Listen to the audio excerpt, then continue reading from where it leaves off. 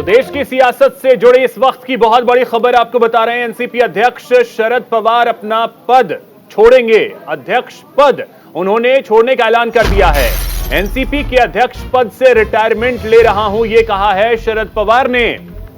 पद छोड़ने का फैसला किया है, यह कहा है शरद पवार ने। मैंने कई साल जिम्मेदारी निभाई, मुझे पता है कहां रुकना है, यह कहा है शरद पवार ने। मुझे लंबे समय तक मौका मिला।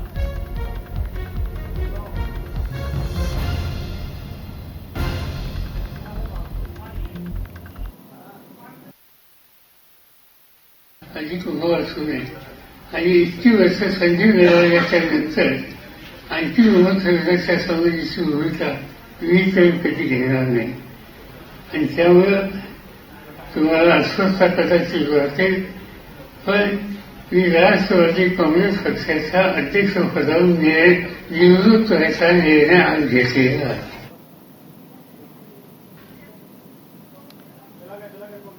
तो देखिए ये सीधी तस्वीरें इस समय हम आपको दिखा रहे हैं आपके टीवी स्क्रीन पर। ये मुंबई से सीधी तस्वीरें हैं जहां एक कार्यक्रम में शरद पवार पहुंचे थे। इसी दौरान इन्होंने बहुत बड़ा ऐलान किया जिसमें उन्होंने अध्यक्ष पद छोड़ने की बात कही।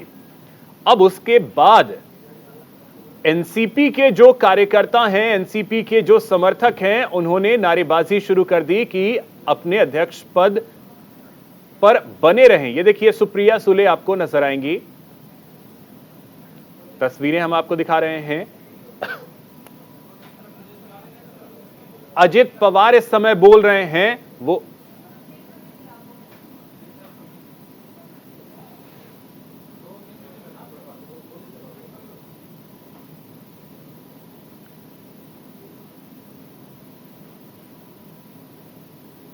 देखिए महाराष्ट्र की सियासत और देश की सियासत से जुड़ी ये बहुत बड़ी खबर है, क्योंकि महाराष्ट्र में पिछले कुछ वक्त से हलचल काफी ज्यादा बढ़ गई थी और ऐसे में एक बयान शरद पवार का यह भी आया था कि महाविकास अघाड़ी जो है, महाविकास अघाड़ी आज तो है, कल होगी या नहीं इसका पता नहीं।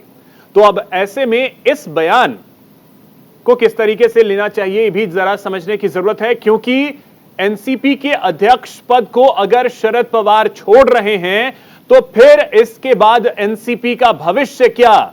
2024 लोकसभा चुनाव को लेकर के तमाम विपक्षी पार्टियां पूरा जोर लगा रही हैं, एकजुट होने का प्रयास कर रही हैं। ऐसे में शरद पवार का अपनी पार्टी के अध्यक्ष पद को छोड़ना, ये उस एकजुटता को कितना बड़ा झटका लग सकता है, समझना इसे भी होगा। क्योंकि शरद पवार एक धुरी थे महाराष्ट्र की सियासत में, जो बीजेपी के खिलाफ तमाम विपक्षी पार्टियों को एक तरीके से महाराष्ट्र में लीड कर रहे थे। लेकिन उन्होंने अगर अपनी पार्टी के पद से इस्तीफा दिया है, अध्यक्ष पद से अगर उस पद को छोड़ा है, तो फिर क्या होगा एनसीपी का और क्या होगा उस विपक्षी एकजुटता का जो 2024 के लिए बीजेपी के खिलाफ खड़ी हो रही थी। वहां देखिए कार्यकर्ताओं से एक एक करके बात कर रहे हैं शरद पवार।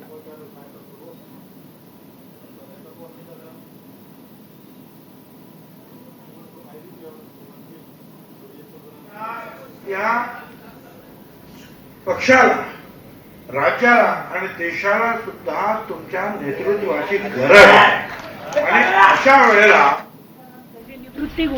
तो शरद पवार जी ने जो आज उनके पद से, उनके अध्यक्ष पद से उन्होंने इस्तीफा दिया है, वो किस कारणवश दिया है ये तो बताना मुश्किल है। जो मीडिया में अजीत दादा पवार के बारे में जो आता था, या उनके परिवार में कुछ हो या उनकी तबीयत के बारे में हो, ये बात अभी बताने का कोई मतलब भी नहीं है, क्योंकि वो जो है उनसे ही अपने को जो जब उनसे मिलेंगे और ये सब बातों से पूछेंगे तब इस बारे में वक्तव्य करना अच्छी बात होगी। लेकिन एक शरद पवार जी हमें लगते थे कि आखिरी सांस तक वो सामाजिक और राजकीय जीवन में रहेंगे और हमेशा एक विचारधारा के साथ लड़ते रहेंगे ऐसा ही हमें लगता था, लेकिन आज उन्हें किस वजह से इस्तीफा दिया ये बताना मुश्किल है। लेकिन इसमें एमवीए को कोई फर्क नहीं पड़ेगा। जो भी राष्ट्रवादी के जो उनके पार्टी के अंतर्गत जो भी डिसाइड होगा, उसके अंतर्गत जो भी अध्यक्ष बनेंगे वो एमवीए के साथ रहेंगे, ये हमारी उम्मीद है। सर, ये लगातार असंतोष की एक माहौल बन गया था पार्टी के अंदर। अजीत पवार दादा को लेकर बार बार जो सवाल उनसे पूछे जा रहे थे, आपको लग रहा है कि उस बात को शांत करने के लिए, उस असंतोष को खत्म करने के लिए इस तरीके का ट्रम्प कार्ड खेला है शरद पवार जी ने? नहीं, उनके पार्टी अंतर्गत मामला है, उस बारे में हम अभी कोई वक्तव्य करें तो अच्छी बात नहीं है। मराठीत राजीनामा दिलेला आहे. त्यांचं म्हणणं आहे की एक समिती नेमली जाईल आणि त्यानंतर आता पुढचा अध्यक्ष ठरवला जाईल. काँग्रेस या सगळ्याकडे कसं बघते, काँग्रेसची भूमिका काय? बघा, शरद पवार सारखा एक अनुभवी नेता आणि ते त्या एनसीपीचे राष्ट्रीय अध्यक्ष म्हणून ते काम करत होते. त्यांचा अनुभवाचा नेहमी फायदा सगळ्यांना झालेला आहे. एनसीपीला झाला आहे आणि अनेक पक्षाच्या संघटनेच्याही दृष्टिकोनातून त्यांचं महत्त्वाचं काम राहिलेलं आहे. त्यांनी कुठल्या कारणाने राजीनामा दिला हे सांगणं कठीण आहे. आपल्याच मीडियाच्या माध्यमातून अजितदादाच्या बद्दलचं वारंवार येत होतं. काय विषय आहेत नेमकं आज त्याच्यावरची आपल्याला चर्चा करणं हे योग्य नाही आणि याचा एमव्हीवर कुठलाही फरक पडणार नाही. कारण महाराष्ट्र हे शाहू फुले आंबेडकर विचारधाराचं पुरोगामी विचाराचं आहे आणि महाराष्ट्राने नेहमी त्याच पद्धतीनं आपली भूमिका ठेवलेली आहे आणि पवार साहेबांनी हे पण त्याच विचाराला मानून त्यांनी नेहमी काम केलेलं आहे.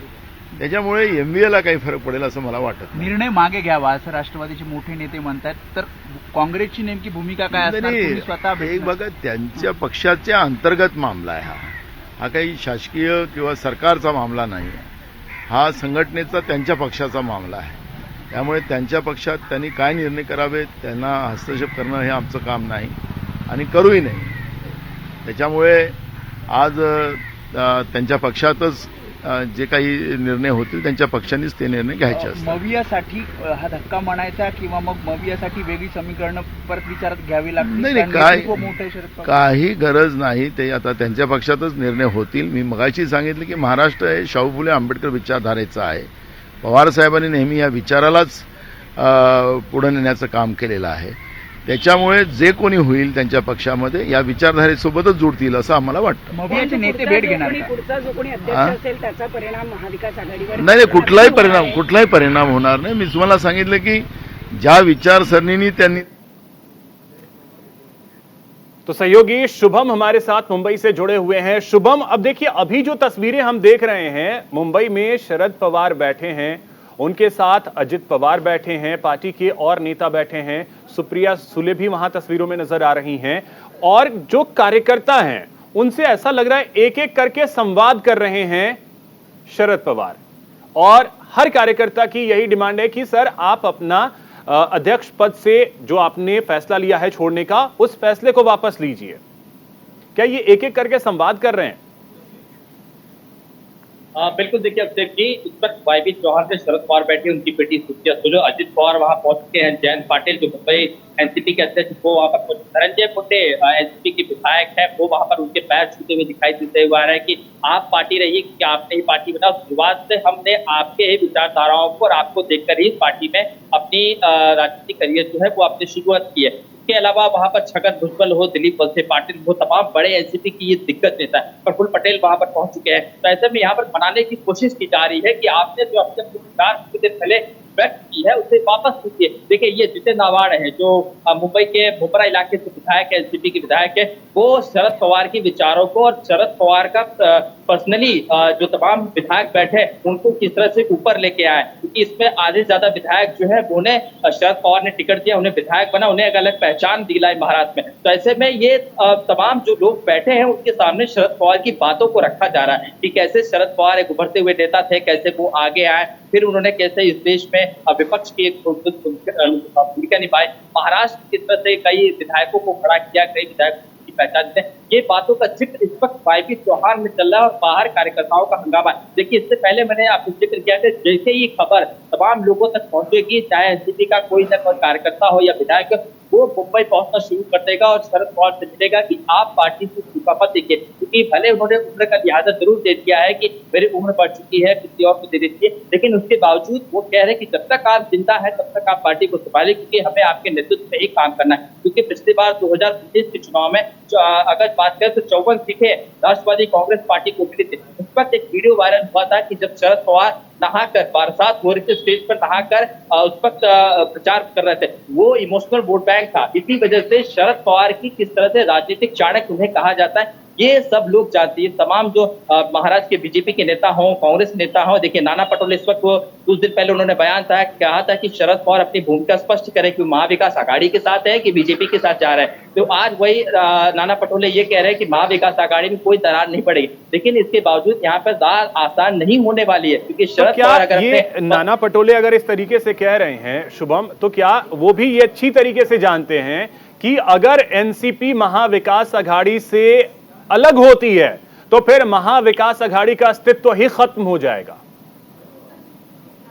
बिल्कुल, देखिए अस्तित्व खत्म हो जाएगा और कांग्रेस एनसीपी महाराष्ट्र में राम लखन की जोड़ी कहलाती है। जब तक कांग्रेस ने महाराष्ट्र सरकार बनाई है तो एनसीपी को साथ में लेकर बनाई है, साथ में ये चुनाव लड़ते हैं, चाहे विधानसभा चुनाव हो, चाहे लोकसभा चुनाव हो, चाहे बीएमसी या महानगर पालिका के चुनाव हो, साथ में चुनाव लड़ते हैं। ऐसे में अगर एनसीपी वहां से मूव आउट देती है तो महाविकास आघाड़ी खत्म हो जाएगी, कांग्रेस भी इन्हीं की तरफ आ जाएगी या अकेले दल बनकर चुनाव लड़ेगी, तब तो महाविकास आघाड़ी पूरी तरह से खत्म हो जाएगी। यहाँ पर अब बात आ चुकी है महाविकास आघाड़ी बनाने की। अजित पवार पर भरोसा नहीं किया जा सकता, क्योंकि 3 दिनों की जो सरकार बनी थी 2019 में, किस तरह से अजित पवार ने अपने चाचा को गुमराह करके सरकार बनाई थी, उसके बावजूद अब अजित पवार पर तमाम जो विधायक है, वो तमाम जो कार्यकर्ता है, वो भरोसा नहीं करना चाहते। इसी वजह से शरद पवार से आग्रह कर रहे हैं कि आप रहिए, आप पार्टी के अध्यक्ष बने रहिए, हम आपको जाने नहीं देंगे, क्योंकि आप जब तक रहेंगे तब तक इस पार्टी बनी है, क्योंकि इसके बाद अगर आप चले जाएंगे तो पार्टी तितर बितर हो जाए, क्योंकि 2 परिवार बढ़ जाएंगे, क्योंकि सुप्रिया सुले का अलग गुट यहाँ पर माना जाता है और अजित पवार का गुट अलग माना जाता है। तो ऐसे में शरद पवार के अब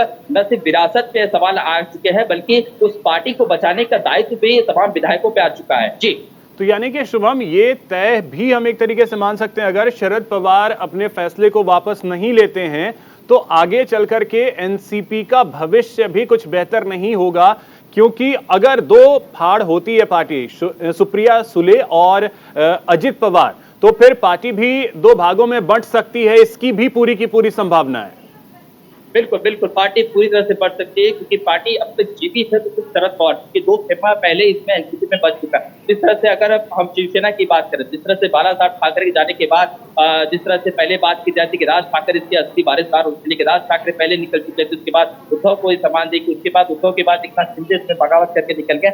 वही हाल, वही दशा और दिशा एनसीपी राष्ट्रवादी कांग्रेस पार्टी की भी हो सकती है। इस बात का अंदाजा तमाम विधायकों, तमाम पार्टी के कार्यकर्ताओं को ये हो चुका है। इसी वजह से वो आग्रह कर रहे हैं कि आप बने रहिए, क्योंकि इस वक्त माहौल गर्म है, चुनाव स्तर पर है, बीएमसी चुनाव आने वाला है, उसके बाद लोकसभा, उसके बाद विधानसभा, तो बैक टू बैक 3 बड़े चुनाव इस वक्त महाराष्ट्र में होने वाले हैं। तो ऐसे में आप बने रहेंगे तो हम पार्टी को आगे ले जा सकते हैं, क्योंकि अजित पवार पर भरोसा है। तमाम कई विधायक है जो खासकर एकनाथ शिंदे, माफ कीजिए, जो शरद पवार के जो समर्थक है, वो अजित पवार पर भरोसा नहीं कर रहे हैं। इसी वजह से यहाँ पर ये मनाने की कोशिश की जा रही है कि आप बने रहिए, उनके विचारों को रखी जा रही है। और शायद मुझे लगता है कि ये सारे विधायक जो इस वक्त पहुंचे हैं, मनाने की कोशिश कर, शायद यहाँ पर अजित शरद पवार फैसला बदल भी सकते हैं, क्योंकि उन्होंने अपनी इच्छा व्यक्त की है। उन्होंने इस्तीफा देने का ऐलान तो नहीं किया, उन्होंने अपनी इच्छा व्यक्त की है, तो इच्छा वापस भी जा सकती है। देखिए थोड़ी देर तस्वीर साफ हो जाएगी। जी, तो ये अगर इच्छा वापस लेते हैं तब तो चलिए बहुत सारी चीजें संभलेंगी,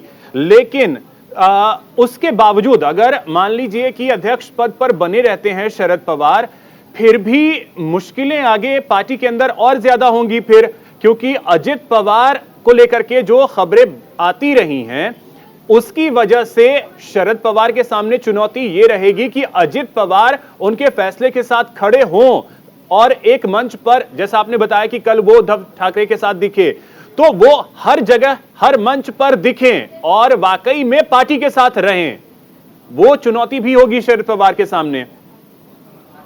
बिल्कुल यही सारी बातें हैं। इन्हीं सारी बातों का निवारण शरद पवार को खुद करना होगा। अगर इस्तीफे पद की ऐलान करते हैं या कुछ देर बाद प्रोसेस होगी, अगर बात करेंगे तो साफ तौर पर उन्हें नए अध्यक्ष पद का नाम की घोषणा भी करनी पड़ेगी। और यहाँ पर जो महाविकास आघाड़ी को बचाने की बात आ गई, क्योंकि अजित पवार कुछ दिन पहले नॉट रीचेबल थे, उनका फोन बंद था, वो कहाँ है कुछ पता नहीं चल रहा, किसके साथ गए, कुछ मीटिंग ने, कुछ राजनीतिक गलियारों में ये भी खबर चली थी कुछ मुंबई आए की मीटिंग भी हुई थी, ऐसी भी खबरें आई थी। तो ऐसे में अजित पवार के ऊपर अब जो विधायक है, जो कार्यकर्ता है, जो बीजेपी में नहीं जाना चाहते हैं, वो भरोसा नहीं कर रहे हैं। और शायद यही वजह है कि लोग उन्हें मनाने की कोशिश करें। तमाम विधायक जो मुंबई और क्या जिलों में रहते हैं उन्हें मनाने की कोशिश कर रहे हैं कि आप रहिए, क्योंकि आप इस पार्टी के रचयिता हैं, आपने महाविकास आघाड़ी बनाए, 2.5 साल तक हम जैसे विधायकों को आपने मंत्री पद दिया, हमने सत्ता का सुभोग भोगा है, अब चुनाव सर पर है, आप अगर इस तरह से इस्तीफा दे देंगे तो पार्टी आगे जाएगी कहाँ? कि पार्टी के फ्यूचर और पार्टी के भविष्य पे बड़ा सवाल खड़ा हो जाएगा। जी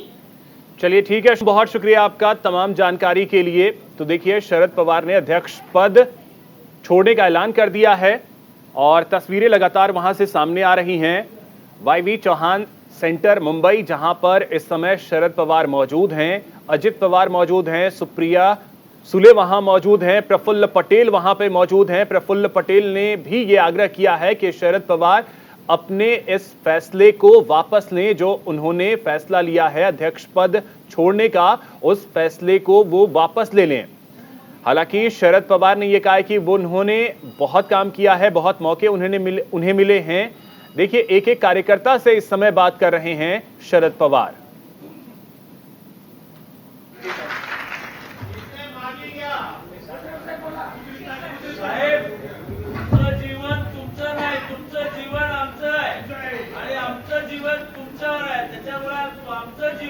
साहेब, अनेक दिवसापासून भाषणामध्ये मी सांगत आलेलो आहे की आजपर्यंत आमचं जे जीवन घडलं किंवा राजकीय जे घडलं ते तुमच्यामुळे घडलं, आणि आज अचानकपणे असा निर्णय घेतल्यामुळे आज अक्षरशः आम्ही सगळे स्तब्ध झालेलो आहोत.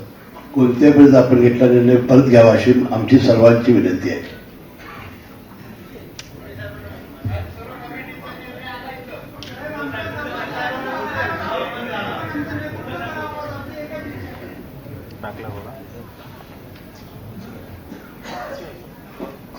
आदरणीय साहेब,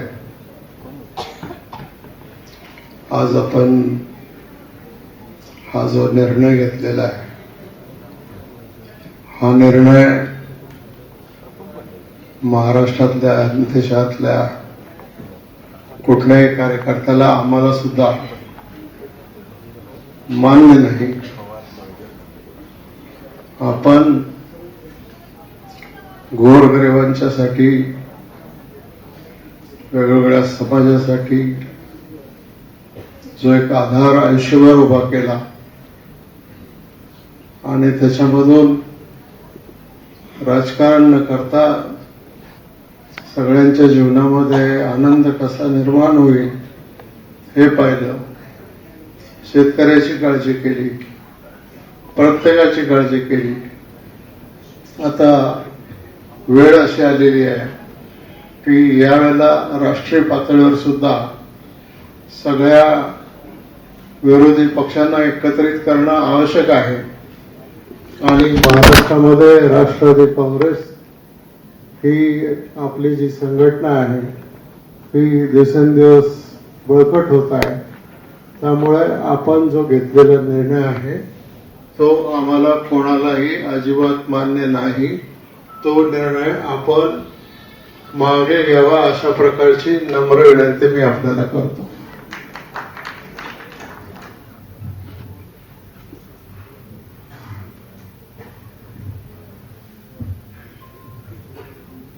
आदरणीय साहेब, सर्वांच्या वतीनं आणि विशेष करून अगदी ग्रामीण भागातून, खेड्यापाड्यातून आता सुनील भुसारे साहेबांच्या फोनवर सारखे फोन येतात. आपण हा निर्णय जर आजच्या आज घेतला नाही तर अनेक कार्यकर्त्यांची तयारी आम्ही साहेबांकडे विनंती करायला येतो का जी लोक आज रोजंदारीनं कामावर आहेत अशा लोकांचे सुद्धा फोन यायला लागले साहेब. त्यांच्या वतीनं कदाचित मी इथवर आलोय म्हणून माझ्यासाठी मी नाही म्हणत, परंतु सर्वसामान्य माणसाची तळमळ, त्यांचं इथून गेलेला जो काही संदेश आहे त्याचा परिणाम उद्यापासून आजपासूनच आपल्याकडे विनंती करायला डोकं येणं हे काही कुठंच आपल्यावर जो काही विश्वास आहे त्या बाबतीत सगळ्यांचं म्हणणं आहे साहेब असा निर्णय घेऊ शकत नाही. आता जिथं बोलले की आमच्या काही चुका झाल्या असतील तर आम्हाला माफ करा साहेब. याच्या पुढे आमच्याकडून चुकला असेल त्याचं जर मार्गदर्शन केलं तर त्याच्या पुढे आम्ही शब्द देतो का कधीही कुठल्या प्रकारची चूक होणार नाही अशी खात्री देतो. पण साहेब आजच्या आजच निकाल डिक्लेअर करावा, आपला शब्द मागे घ्यावेत अशी विनंती सर्वांच्या वतीनं आणि इथं नाहीत त्यांच्याही वतीनं करतो.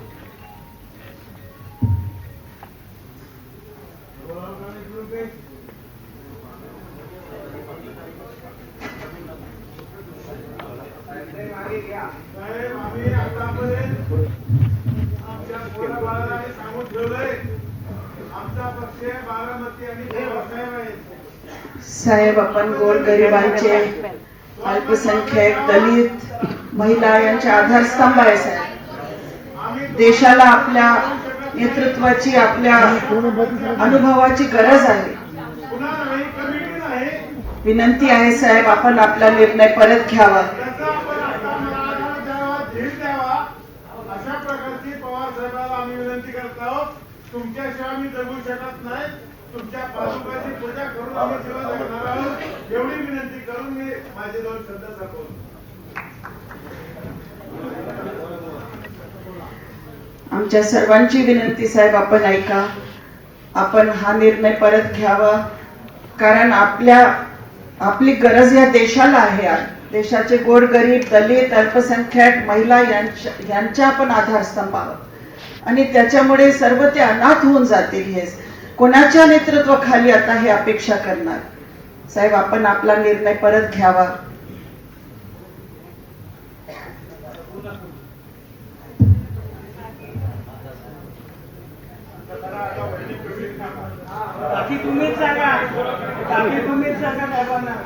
साहेब माता आणि पिता, जन्मदाता हा कधीच बदलता येत नाही आणि आज तुम्ही इतकं सहजपणे सांगून टाकलं की मी आता या पदावर राहणार नाही.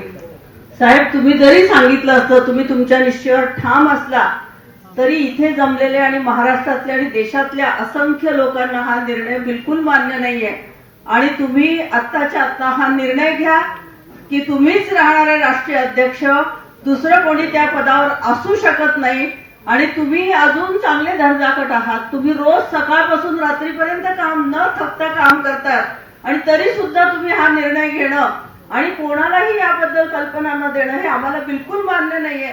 साहेब ताबडतोब तुम्ही आत्ताच्या आत्ता हा निर्णय मागे घ्या, नाहीतर आम्ही सगळ्या महिला, सगळ्या युवती, सगळे युवक, सगळे राष्ट्रवादीचे पदाधिकारी इथून हटणार नाही. आपण लगेच निर्णय द्यावा साहेब. आम्ही तुमच्या निर्णयाची भीक मागतोय साहेब.